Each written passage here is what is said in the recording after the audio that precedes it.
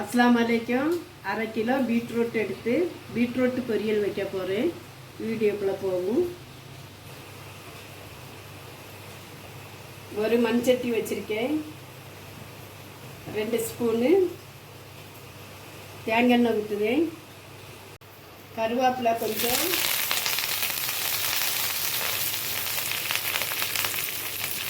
போட்டு பீட்ரூட் போடுவேன்.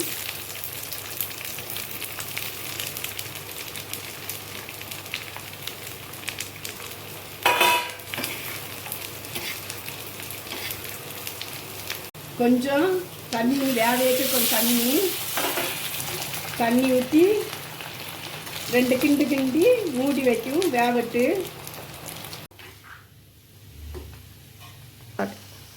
பீட்ரூட்டு வெந்துட்டு இன்னும் நம்ம இந்த ஸ்பூனுக்கு 1/4 ஸ்பூனு சால்ட்டு,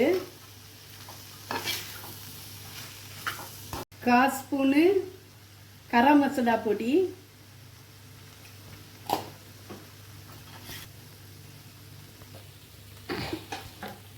இந்த ஸ்பூனுக்கு 1 ஸ்பூனு பெப்பரு,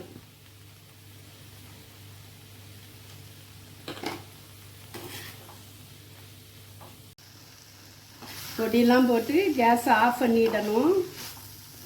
நீ இதை நம்ம ஒரு பாத்திரத்தில் மாற்றும்.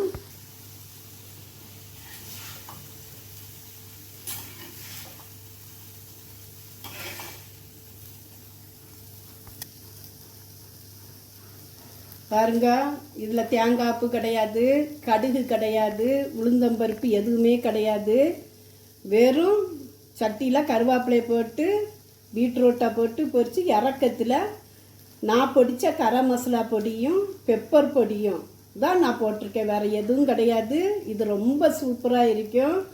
இதே மாதிரி வச்சு சாப்பிடுங்க. சும்மா தேங்காயெலாம் போட்டு கொலஸ்ட்ரால் தான்.